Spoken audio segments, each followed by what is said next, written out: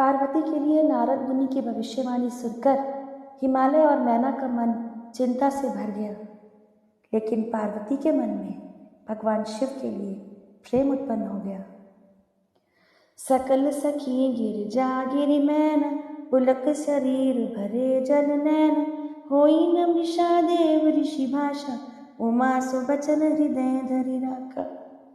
सारी सखियां पार्वती, पर्वतराज हिमवान और मैना सभी के शरीर पुलकित थे और सभी के नेत्रों में जल भरा था। देव ऋषि के वचन असत्य नहीं हो सकते, यह विचार कर पार्वती ने उन वचनों को हृदय में धारण कर लिया। उपजेउ शिव पद कमल सनेहु, मिलन कठिन मन भा संदेहु, जानिकु अवसर प्रीति दुराई, सखियो चंग बैठी पुनि जाई। उन्हें शिव के चरण कमलों में स्नेह उत्पन्न हो गया, परंतु मन में ये संदेह हुआ कि उनका मिलना कठिन है। अवसर ठीक न जानकर उमा ने अपने प्रेम को छिपा लिया और फिर वे सखी की गोद में जाकर बैठ गई। झूठी न होई देव ऋषि बानी, सोची ही दंपति सखी सयानी, उर धरि धीर कहई गिरिराव, कहु नाथ का करियो पाओ। देव ऋषि की वाणी झूठी ना होगी, ये विचार कर हिमवान, मैना और सारी चतुर सखियां चिंता करने लगी। फिर हृदय में धीरज धरकर पर्वतराज ने मुनि से कहा, हे नाथ, कहिए अब क्या उपाय किया जाए। कह मुनीस हिमवंत सुन, जो विधि लिखा लीलार, देव दनुज नर नाग मुनि, कोई न मेटन हार। मुनीश्वर ने कहा, हे हिमवान, सुनिए, विधाता ने ललाट पर जो कुछ लिख दिया है उसको देवता, दानव, मनुष्य, नाग और मुनि कोई भी मिटा नहीं सकते। तदपि एक मैं कहूँ उपाय, होई करे जो देव सहाय, जस बर मैं बरनेउ तुम पाई, मिली उमहि तस संशय नाई। तो भी मैं एक उपाय बताता हूँ, यदि दैव सहायता करे तो वह सिद्ध हो सकता है। उमा को वर तो निस्संदेह वैसा ही मिलेगा जैसा मैंने तुम्हारे समक्ष वर्णन किया है। जे जे वर के दोष बखाने, ते सब शिव पहि मैं अनुमाने, जो विवाह शंकर सन होई, दोषो गुण सम कह सब कोई। परंतु मैंने वर के जो जो दोष बतलाए हैं, मेरे अनुमान से वे सभी शिव जी में हैं। यदि शिव जी के साथ विवाह हो जाए तो दोषों को भी सब लोग गुणों के समान ही कहेंगे। जो ही सेज सयन हरि करहि, बुध कुछ तिन कर दोष न धरहि, भानु कृसान सर्व रस खाहि, तिन कह मंद कहत को नाही। जैसे विष्णु भगवान शेषनाग की शैया पर सोते हैं तो भी पंडित लोग उनको कोई दोष नहीं लगाते। सूर्य और अग्निदेव अच्छे बुरे सभी रसों का भक्षण करते हैं, परंतु उनको कोई बुरा नहीं कहता। शुभ अर अशुभ सलिल सब बहई, सुरसरी को अपुनीत न कहई, समरथ कहो नहीं दोष गुसाई, रवि पावक सुरसरी की नाई। गंगा जी में शुभ और अशुभ सभी प्रकार का जल बहता है, परंतु उन्हें कोई अपवित्र नहीं कहता। सूर्य, अग्नि और गंगा जी की भांति समर्थ को कोई दोष नहीं लगता। जो हस हिसिशा करहि नर, जड़ विवेक अभिमान, परहि कलप भरी नरक महु, जीव कीश समान। यदि मूर्ख मनुष्य ज्ञान के अभिमान से इस प्रकार होड़ करते हैं तो वे कल्प भर के लिए नरक में पड़ते हैं। भला कहाँ जीव भी ईश्वर के समान सर्वथा स्वतंत्र हो सकते हैं। सुरसरी जल कृत बार निजाना, कबहु न संत करहि तेहि पाना, सुरसरी मिले सो पावन जैसे, ईस अनीस ही अंतर तैसे। गंगा जल से भी बनाई हुई मदिरा को जानकर संत कभी उसका पान नहीं करते। मदिरा में यदि गंगा जल भी मिलाया गया हो तो भी संत उसे नहीं पिएंगे, पर वही गंगा जल में मिल जाने पर जैसे पवित्र हो जाती है, ईश्वर और जीव में भी वैसा ही भेद है।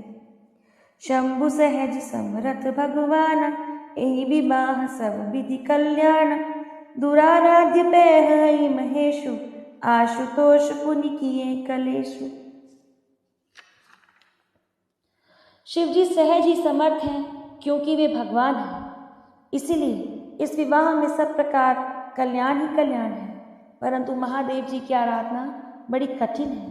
फिर भी क्लेश यानी तप करने से वे बहुत जल्द संतुष्ट हो जाते हैं।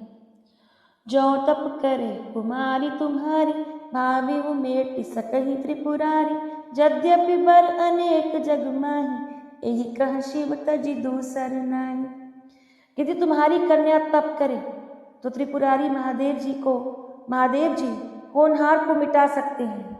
यद्यपि संसार में वर अनेक हैं, पर इसके लिए शिव जी को छोड़कर दूसरा नहीं है। वरदायक प्रणतारति भंजन, कृपा सिंधु सेवक मनरंजन। इच्छित फल बिन सेवव राधे, लहियन कोटि जोग जप साधे। शिव जी वर देने वाले, शरणागतों के दुखों का नाश करने वाले, कृपा के समुद्र और सेवकों के मन को प्रसन्न करने वाले हैं। शिव जी की आराधना किए बिना करोड़ों योग और जप करने पर भी वांछित फल नहीं मिलता। अस कहि नारद सुमिरि हरि, गिरिजहि दीन शीश। होई हिय कल्याण, संशय तजहु गिरीश। ऐसा कहकर भगवान का स्मरण करके नारद जी ने पार्वती को आशीर्वाद दिया और कहा कि हे पर्वतराज, तुम संदेह का त्याग कर दो, अब कल्याण ही होगा। अस कह ब्रह्म भवन मुनि गयो, आगिल चरित सुनहु जस भयो। पति ही एकांत पाई कह माना, नाथ न मैं समझी मुनि बैना। जो कहकर नारद मुनि ब्रह्मलोक को चले गए। अब आगे जो चरित्र हुआ उसे सुनिए। पति को एकांत में पाकर मैना ने कहा, हे नाथ, मैं मुनि के वचनों का अर्थ नहीं समझ पाई। जो घर बर कुल होई अनूपा, करिय विवाह सुता अनुरूपा। नत कन्या बर रहु कुंवारी, कंत उमा मम प्राण पियारी। जो हमारी कन्या के अनुकूल घर वर और कुल उत्तम हो तो ही विवाह कीजिए, नहीं तो लड़की चाहे कुमारी ही रहे, मैं अयोग्य वर के साथ उसका विवाह नहीं करना चाहती। क्योंकि हे स्वामिन, पार्वती मुझे प्राणों के समान प्रिय है। जो न मिलहि बर गिरजहु जोगु, गिरिजड़ सहज कहई सब लोगु। सोई विचार पति करे विवाह, जेहि न बहोरी होई उरदाहु। यदि पार्वती के योग्य वर न मिला तो सब कहेंगे कि पर्वत स्वभाव से ही जड़ यानी मूर्ख होते हैं। हे स्वामी, इस बात को विचार कर ही विवाह कीजिएगा, फिर पीछे हृदय में संताप न हो। अस कहि परन परि चरण धर सीसा, बोले सहित स्नेह गिरीसा।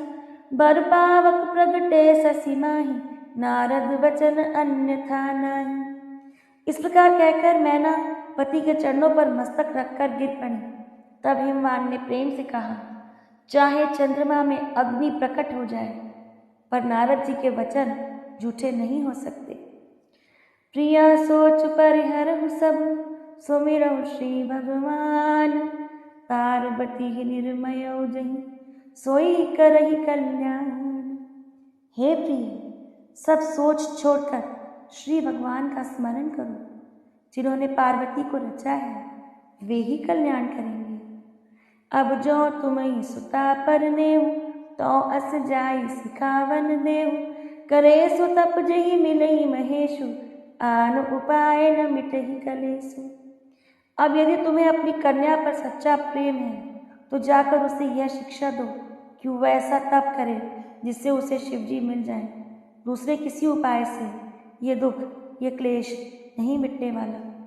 नारद वचन सगर्भ सहेतु, सुंदर सब गुण निधि वृष केतु।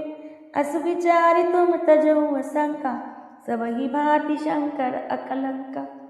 नारद जी के वचन रहस्य से युक्त और सकारण हैं, यानी वे बिना कारण कुछ नहीं कहते और शिवजी समस्त सुंदर गुणों के भंडार हैं। यह विचार कर तुम मिथ्या संदेह को छोड़ दो। शिवजी सभी प्रकार से निष्कलंक हैं।